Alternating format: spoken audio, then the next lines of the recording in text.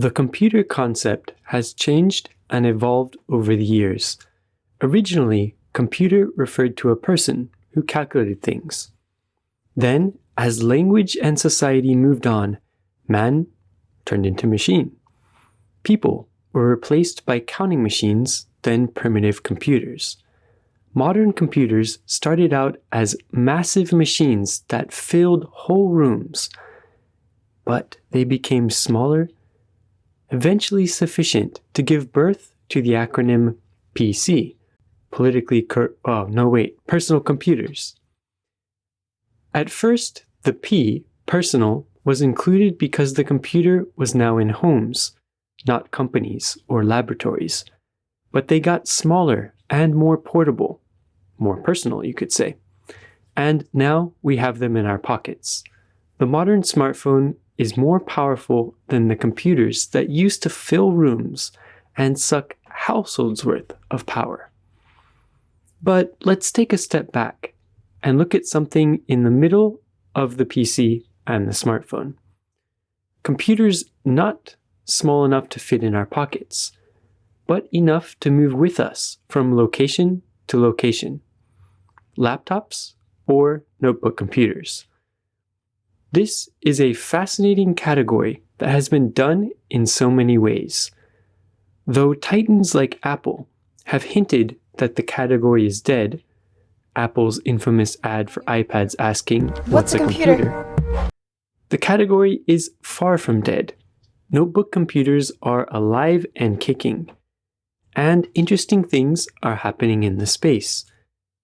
There are takes like the Microsoft Surface with detachable keyboards, others with screens in the touchpads, others with dual screens. On the software side, there is competition between the tech giants. Today's thing is a product of this fertile environment. Design of Things 19, Samsung Chromebook Pro. Chrome OS is a relatively new player in the operating system wars. In fact, it's Google's riposte. It was initially a simplistic operating system. In 2008, when it was released, it was little more than a web browser. This puppy was released in 2017, when Chrome OS was becoming mature and more capable, getting software features and new capabilities. For example, Chrome OS could now run Linux and Android applications. Indeed, Chromebooks were in the process of taking over the educational sector, pushing out Windows laptops and iPads. Most were cheap, their primary path to getting a foothold in a saturated market. This was a different, more expensive take, a Pro Chromebook from Samsung. So let's take a look. Pro feature number 1, a black on black color scheme. I love this matte black finish. It's stealthy and sleek.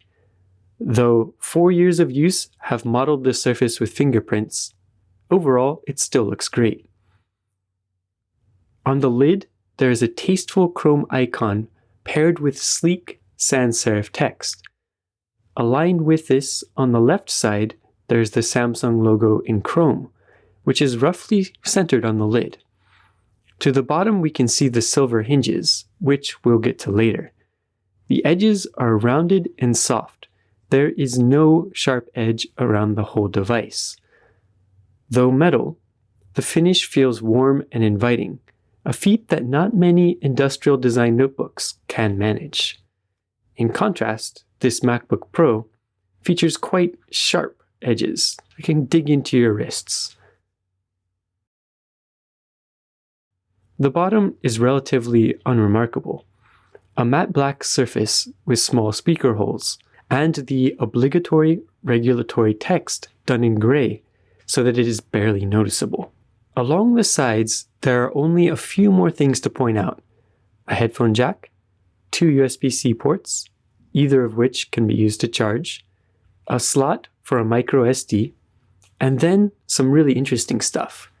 Here's our Pro feature number 2. A stylus that is kept in the computer itself. Spring-loaded, Nice. Defined tactile feedback when pressed to indicate that the stylus has been ejected. Finally, there's the power and volume keys. These are a bit fancy, having a chrome border and a black center portion. They are raised enough to be easily felt and have a nice clear click when pressed. The volume rocker is one big button. No visual separation, so it looks clean and stylish.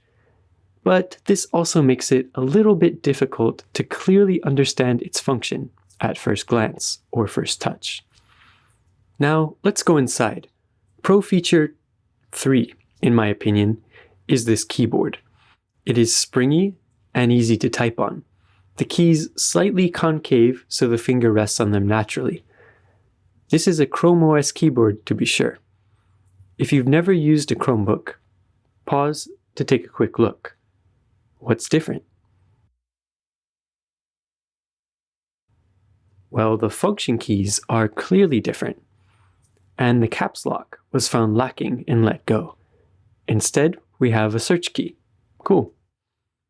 And this display, yeah, it's not a traditional widescreen.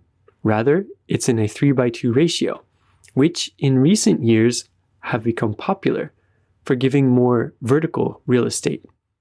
Unpopular opinion, but I like to multitask split screen, so I actually like widescreen displays for the added space that I have on the sides. But at this size of 12.3 inches, this aspect ratio, 3:2, actually makes more sense than a widescreen display. The display's resolution is high at 2400 by 1600, super bright and crisp. The hinge lets you use it in any way you want, nice for watching videos or folding flat. Well, I sound a bit like a commercial, but in all honesty, as an overall package, this has been one of the devices that I've been most happy with. It's not all rainbows and roses though. Chrome OS has been a bit of a weird experience. Updates are constantly coming in and changing things about the OS. The user interface design you see here is totally different than what it shipped with. Sometimes the updates really feel like a work in progress, with features released that don't quite work, or even mesh with the overall design. Now you can see the rounded corners and circles, but at times there was a jarring juxtaposition of square corners and round, half of the old design language and new. For someone with an eye on design, it's been interesting to say the least. And Chrome OS is still Chrome OS. There are lots of limitations compared to a Windows or Mac PC, but its simplicity is perhaps its greatest strength. It simply does what it can well without any bloat or added fuss. So is this pro, like the manufacturer claims? Well, maybe to some extent. There are those 3 pro features I talked about. This is really nice hardware. The flexibility, display, and pen make a case for that pro name. Well, for some people. Until next time on Design of Things.